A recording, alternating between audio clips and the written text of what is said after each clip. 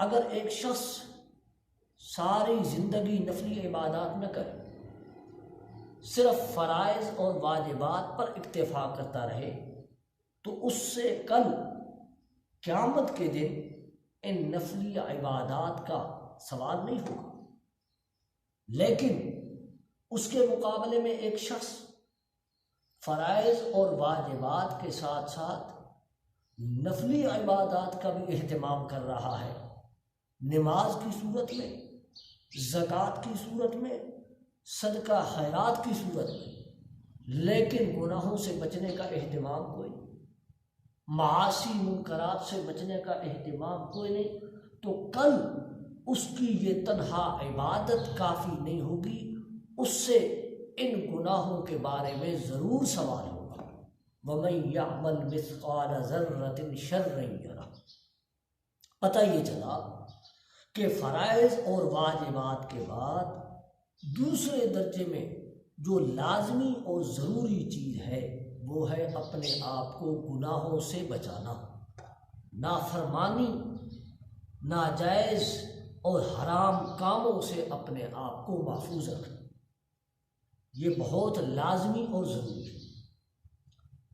گناہوں کی مثال ایسی ہے کہ جیسے آپ، سردی کا موسم ہے، ایک کمرے میں ہیٹر لگائے کہ کمرہ گرم ہو جائے، سردی کی شدت کم ہو جائے، لیکن آپ نے کمرے کے دروازے بھی کھول رکھے ہیں، کمرے کی کھڑکیاں بھی کھول رکھی ہیں، تو کیا یہ ہیٹر جو اس کا کام ہے کمرے کو گرم کرنا، سردی کی شدت کو کم کرنا، یہ ہو جائے گا؟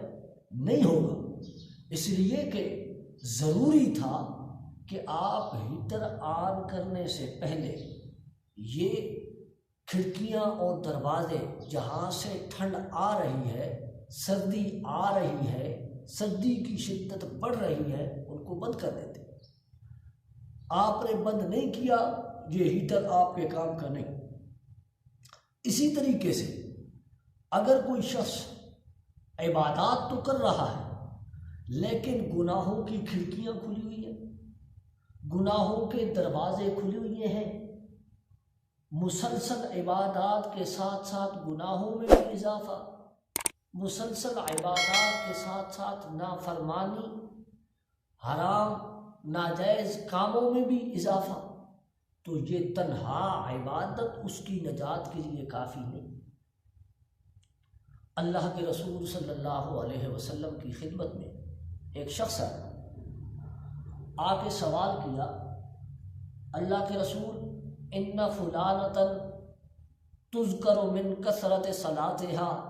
وصیامها وصدقتها غیر انها تؤذی جیرانها بلسانها۔ اللہ کے رسول، ایک عورت ہے، ایک خاتون ہے جس کی نمازوں کے بڑے چرچے ہیں کہ بڑی نمازیں پڑھتی ہے، فرائض کے ساتھ ساتھ نوافل کا بھی بڑا اہتمام ہے،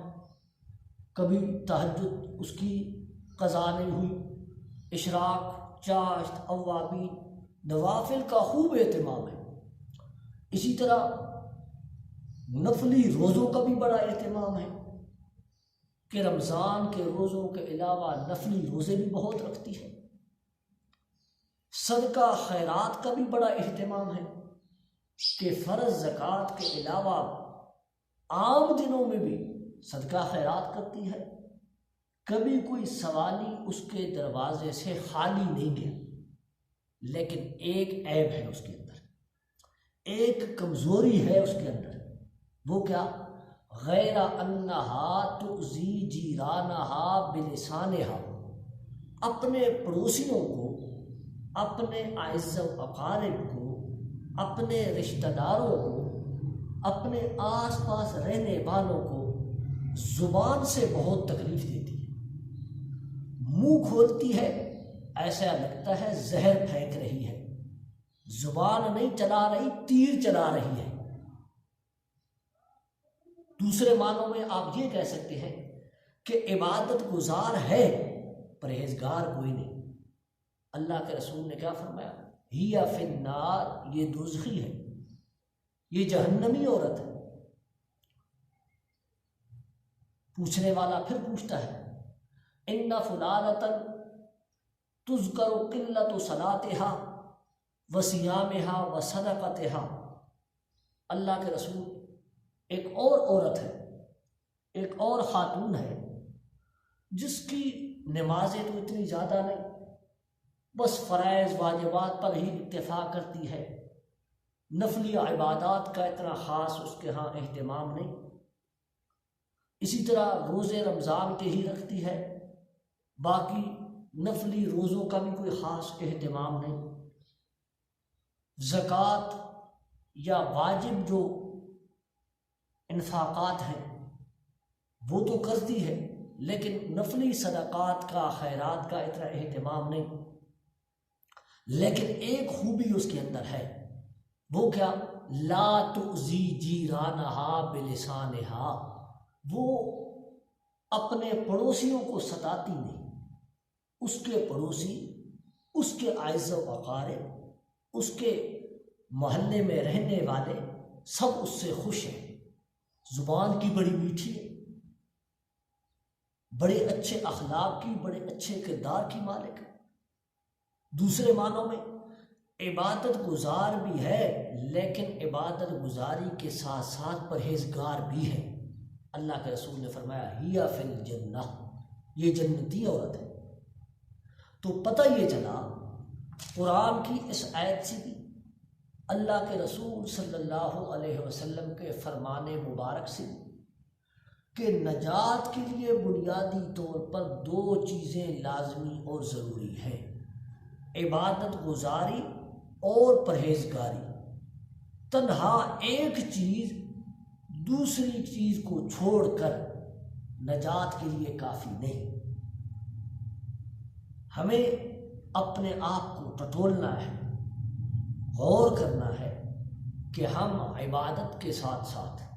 عبادت گزاری کے ساتھ ساتھ پرہیزگاری میں کہاں تک اللہ اور اس کے رسول کی تعلیمات پر عمل پیرا ہے۔ اللہ مجھے اور آپ کو عمل کی توفیق